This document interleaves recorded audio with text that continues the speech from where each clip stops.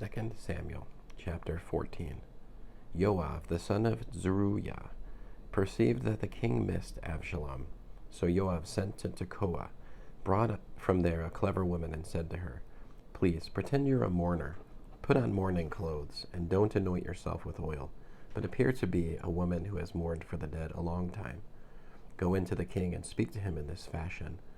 And then Joab told her just what to say.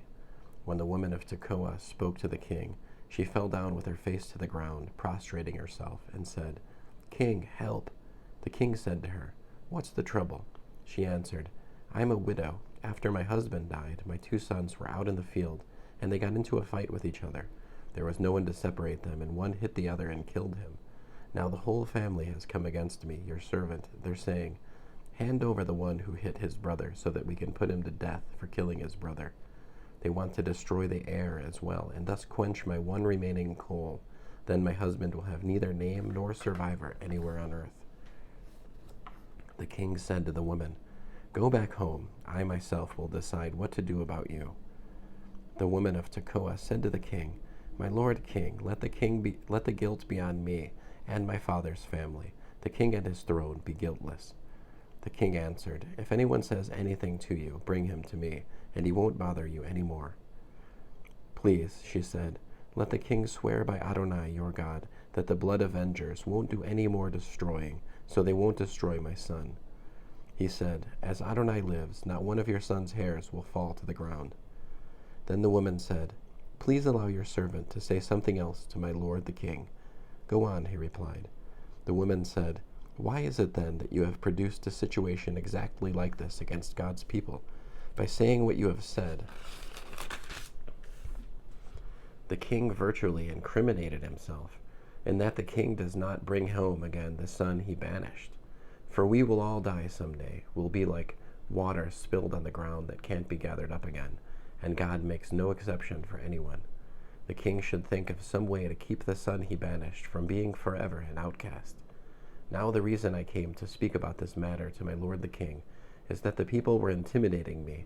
So your servant said, 'I will speak now to the king. Maybe the king will do what his servant is asking.'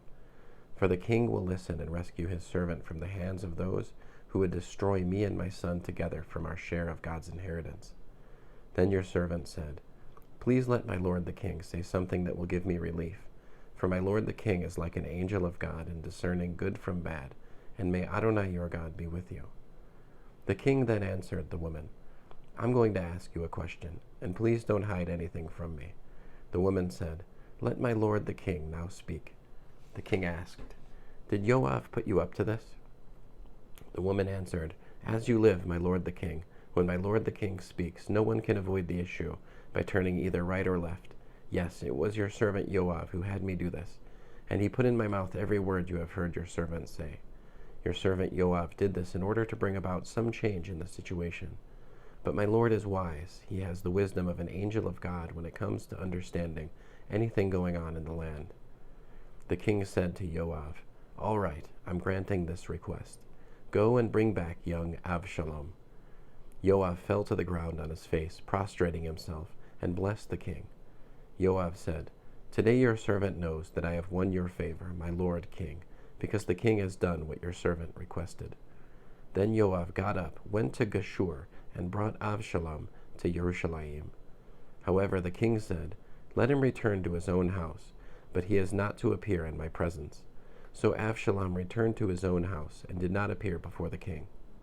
Now in all Israel there was no one more praised for his beauty than Absalom. There was no defect on him from the sole of his foot to the crown on his head. He would cut his hair only once a year at the end of the year, and the only reason he cut it was because it weighed him down. He weighed the hair from his head at 200 shekels, using the royal weight, about 5 pounds. To Absalom were born 3 sons and 1 daughter, whose name was Tamar. She was a beautiful woman. Absalom lived 2 years in Jerusalem without appearing before the king. Then Absalom summoned Joab, planning to send him to the king, but he refused to come to him. "See, Joab's field is close to mine, and he has barley there.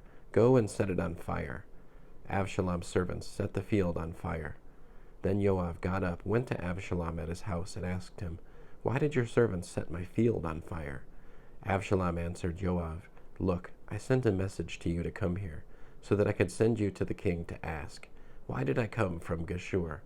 It would have been better for me if I had stayed there.' So now let me appear before the king, and if I'm guilty of anything, he can kill me." Joab went to the king and told him, and when he had called for Absalom, he went to the king and prostrated himself with his face to the ground before the king. Then the king kissed Absalom. End of Shemuel bet 2 Samuel chapter 14.